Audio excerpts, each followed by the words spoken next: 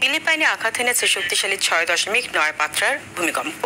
এতে নিহত হয় অন্তত 69 জন। সবচেয়ে বেশি ক্ষতির মুখে পড়েছে দেশটির বোগো শহর। সুনামির সতর্কতা জারি হলেও পরে তা প্রত্যাহার করে নেওয়া হয়। ভূমিকম্পের ফলে বন্ধ হয়ে যায় বিদ্যুৎ সরবরাহ, ক্ষতিগ্রস্ত হয় বহু ভবন। বোগো, সান রেমিজিও ও দানবান্তায়ান এলাকায় টেলিযোগাযোগ ব্যবস্থা ভেঙে পড়ার খবরও পাওয়া গেছে। ইমতিয়াজ আহমেদের রিপোর্ট।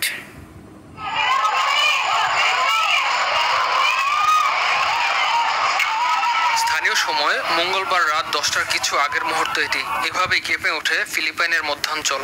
প্রায় 34 লাখ মানুষ বসবাস করা সেবু দ্বীপে আঘাত হানা ভূমিকম্পটির মাত্রা ছিল 6.9। ভূমিকম্পে সবচেয়ে ক্ষতিগ্রস্ত সেবু দ্বীপের উত্তর প্রান্তে অবস্থিত বোগো শহর। ভূমিকম্পের পর সেখানে তৈরি হয় তীব্র খাদ্য ও পানি সংকট। সিভিল ডিফেন্স বিভাগ জানায়, আহতদের উপচে পড়া ভিড়ে হিমশিম খাচ্ছে সেখানকার হাসপাতালগুলো। আহত হয়ে অনেক রোগী আসছে, ইতোমধ্যেই আমরা তাদের সামলাতে হিমশিম খাচ্ছি। নিহতের পরিবারের প্রতি শোক জানিয়ে দ্রুত সহায়তার আশ্বাস দিয়েছেন দেশের প্রেসিডেন্ট ফার্দিনান্দ মার্কোস জুনিয়র। মন্ত্রিসভার সদস্যরা সরাসরি ক্ষতিগ্রস্ত এলাকায় ত্রাণ কার্যক্রম পরিচালনা করছেন বলেও জানান তিনি।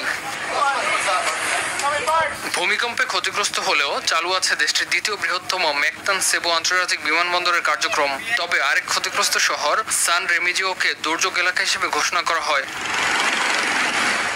ভূমিকম্পের পর উপকূলীয় কিছু এলাকায় সমুদ্রের পানি সরে যেতে দেখা যায়। অনেকে ঘর ছেড়ে রাস্তায় বেরিয়ে আসেন। 100 বছরের পুরনো একটি গির্জা সহ বহু ভবন ধসে পড়ে। আফটারশক হলেও সুনামির কোনো আশঙ্কা নেই বলে নিশ্চিত করেছে ভূমিকম্প পর্যবেক্ষণ সংস্থাগুলো। প্রশান্ত মহাসাগরীয় রিং অফ ফায়ার বা অগ্নিবলয়ে অবস্থিত ফিলিপাইনে প্রায়ই ভূমিকম্প আঘাত হানে। 2022 সালের জুলাই মাসে দেশটিতে আঘাত হানে 7 মাত্রার ভূমিকম্প। ইমতিয়াজ আহমেদ, RTV।